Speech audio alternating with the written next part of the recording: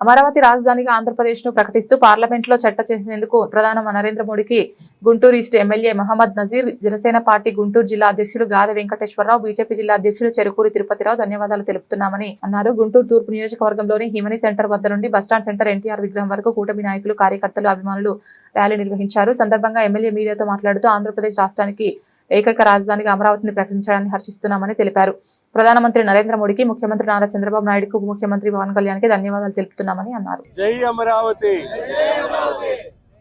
ఆంధ్రుల రాష్ట్ర రాజధాని, ఏకైక రాజధాని అమరావతి అంటూ ఈరోజు దేశ పార్లమెంట్లో చట్టబద్ధత కల్పించడం చాలా సంతోషమైనటువంటి రోజు. ఎన్నో త్యాగాలు చేసి ఆ ప్రాంతంలో ఉన్నటువంటి రైతులు ఆనాటి పిలుపుతో, చంద్రబాబు నాయుడు గారి పైన నమ్మకంతో రాష్ట్ర భవిష్యత్తు కోసం, రాష్ట్ర భావితరాల భవిష్యత్తు కోసం ముందుకొచ్చి ఇచ్చినటువంటి తమ భూములను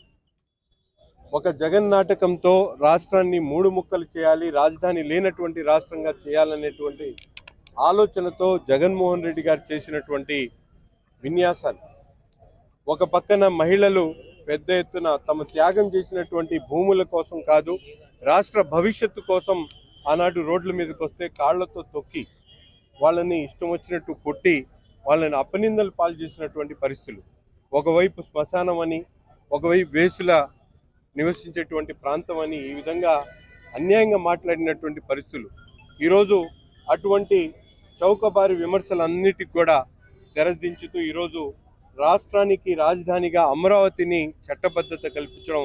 చాలా సంతోషం. ఎందుకంటే కూటమి ప్రభుత్వం ఏర్పడినప్పటి నుండి శరవేగంగా అభివృద్ధి చెందుతున్నటువంటి అమరావతి ప్రాంతం అనేక విధాలుగా ఈరోజు ముఖ్యంగా మనం గమనించుకుంటే, ఒక పక్కన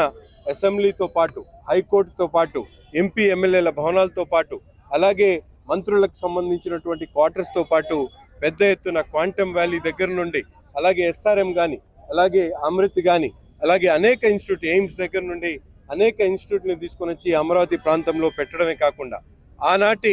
ఆలోచన విధానం ఏదైతే ఉందో 9 నగరాలను ఒక పక్కన నాలెడ్జ్ సిటీగా, హెల్త్ సిటీగా, అలాగే ఫైనాన్స్ సిటీగా ఈ విధమైనటువంటి సిటీలని ఆవిర్భావం చేసేటువంటి కార్యక్రమాన్ని కానీ, సీడ్ యాక్సెస్ రోడ్లతో పాటు దేశంలో ఉన్నటువంటి అన్ని ప్రాంతాలని అటువైపు తీసుకొని వచ్చేటువంటి కార్యక్రమం, ముఖ్యంగా పెట్టుబడుల ప్రవాహాన్ని అమరావతి వైపు తీసుకొని వచ్చేటువంటి కార్యక్రమం ఈరోజు రాష్ట్ర ప్రజలందరి కోరిక అయినటువంటి అమరావతిని సాధించే